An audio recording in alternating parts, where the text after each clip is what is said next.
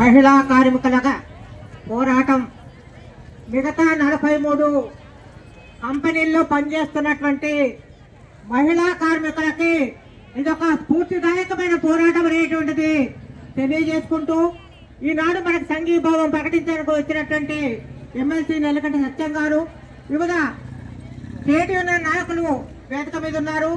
వారందరూ కూడా రాష్ట్ర ఏఐటీసీ వర్కింగ్ ఉమెన్ ఫోరం తరఫున హృదయపూర్వకమైనటువంటి విప్లవాభివందనాలు. మీ పోరాట స్ఫూర్తి కూడా విప్లవాభివందనాలు తెలియజేస్తూ ఈరోజు మనం చేసే పోరాటం 12 రోజుల 13 రోజులు అనేది కాదు, యాజమాన్యం చేస్తున్నటువంటి దోపిడీకి వ్యతిరేకంగా మనం చేస్తున్నటువంటి పోరాటం ఇది. మన న్యాయమైనటువంటి పోరాటం ఇది. కార్మిక సంఘాలు ఎన్నో పోరాటాలు చేసి సాధించుకున్నటువంటి కనీస వేతన చట్టం కూడా ఈ రోజు ఈ యొక్క కంపెనీలు యాజమాన్యాలు పాటించట్లేదంటే వాళ్ళు ఎంత దుర్మార్గంగా ఉన్నారో మనకు అర్థమవుతా ఉంది. వాళ్ళకు ప్రభుత్వం ఏం చేస్తా ఉంది, కేంద్రంలో ఉన్నటువంటి ప్రభుత్వాలు వాళ్ళు ఎన్ని కోట్ల పన్నులు ఎగబట్టినా సరే రాయితీలు ఇస్తా ఉన్నారు.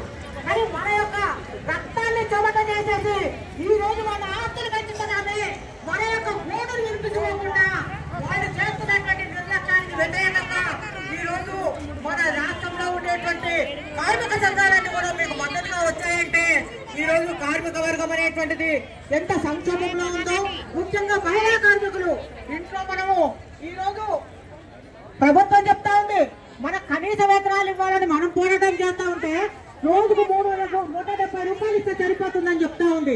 ఈనాడు ఎంపీలకు కానివ్వండి, ఎమ్మెల్యేలకు కానివ్వండి 170 రూపాయలతో సరిపోతుందా? వీళ్ళు ఇచ్చే 9,000 రూపాయలతోటి మనకేదైనా కిరాయి కట్టడానికి 5,000 రూపాయలు పోతుంది. 5,000 రూపాయలు కూడా రావట్లేదు, ఒక్క కమరానే వస్తుంది. మరి 9,000 రూపాయలు పెట్టి అద్దకే ఉంటే మన పిల్ల మన ఇంట్లో కుటుంబం అంతా ఎక్కడ బతకాలని చెప్పేసి ఈ రోజు ప్రభుత్వాన్ని అడుగుతా ఉన్నాం, యాజమాన్యాన్ని అడుగుతా ఉన్నాము. వాళ్ళేమో రిపోర్ట్ తీసుకునేది 16,000కు జీతం ఇస్తున్నామని వాడు రికార్డు కూడా మెయింటైన్ చేస్తున్నారు. మన చేతికి బ్యాంకుల్లో పడేదంతా 9,000 రూపాయలు వస్తూ ఉంది. ఈరోజు ప్రధానంగా బాబు ఈరోజు ఏ డిమాండ్ పట్ల కనీస బెంగళూరు కంపెనీలో ఏదైతే 16,000 ఇస్తూ ఉన్నారో ఆ జీతమైనటువంటి కనీసము కొన్ని రోజుల వరకు న్యాయంగా కార్మిక చట్టాలు అమలు చేసుకునేదానికి కనీస వేతనం కావడానికి మళ్ళీ మనకు ప్రోత్సాహమైనటువంటి పోరాటం నాయకులందరూ కూడా అనేక రకాల కార్మిక పక్షాన నిలబడి కనీస వేతనాల కోసం, సెలవుల కోసం అని చెప్పేసరి మనకు ముఖ్యంగా మహిళా కార్మికులు పనిచేసేటువంటి చోట వాళ్ళకి ఏ ఇబ్బంది లేకుండా వాళ్ళకి టాయిలెట్స్ కావాలని చెప్పేసరి, మరి ఏదైతే 1 గంట సేపు భోజన విరామ సమయం ఉండాలని చెప్పేసరి మన కార్మిక శాఖ చెప్తా ఉంది. కానీ మనకు అరగంట సేపే ఇస్తా ఉన్నారు. అరగంట సేపట్లో ఒక 10 నిమిషాలు మాత్రం విమానం జరగడానికి చూపిస్తా ఉంది. అరగంట సేపట్లో 10 నిమిషాల్లో విమానం హెలికాప్టర్ కూడా తిరుగుతున్నది.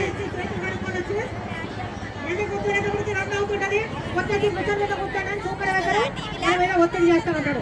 దయచేసి మహిళా సోదరి వాళ్ళకు విజ్ఞప్తి చేసేది ఏమిటంటే మనం చేసే పోరాటము విజయవంతం కావాలంటే మన మహిళా కార్మికుల యొక్క ఐక్యత మీదనే ఆధారపడి ఉందని మాత్రం స్పష్టంగా చెప్పదలుచుకున్నాం. ఐక్యత లేకపోతే ఈ రోజు యాజమాన్యం కానివ్వండి, వేరే వాళ్ళు కానివ్వండి ప్రలోభాలకు గురి చేసేసి ఇప్పుడు ఎవరో నాయకులు ఉంటారు, ఒకరిద్దరు పట్టుకొని మీరు రెండమ్మా మీ తరఫున వాళ్ళందరూ తీసుకురండి మీకు ఏదో లబ్ధి చేకూరుతామంటారు. అట్లా కాకుండా ఏంటంటే మీరందరూ కూడా గత 12 రోజులుగా అందరూ కూడా ఐక్యంగా ఒక తాటి మీద నిలబడి మన సమస్య పరిష్కారం కోసం మీరందరూ కూడా ఇక ఎండకి వానలేవి పడతాయి, ఎండ మాత్రం తీవ్రంగా ఉంది, చలికొచ్చి కూర్చున్నారు మీరందరూ కూడా. మనము మన యొక్క డిమాండ్ పూర్తి అయ్యే వరకు 16,000 రూపాయలు జీతం పెంచే వరకు, దాంతో పాటుగా సెలవులు ఇచ్చే వరకు, మనకు పిల్లలు ఇచ్చే వరకు, ఇతర సౌకర్యాలు కల్పించే వరకు మన యొక్క పోరాటం ఆగదని చెప్పేసి రాష్ట్ర ఏఐటీసీతో పాటుగా వర్కింగ్ ఉమెన్ ఫోరం కూడా మద్దతుగా ఉంటున్నారు.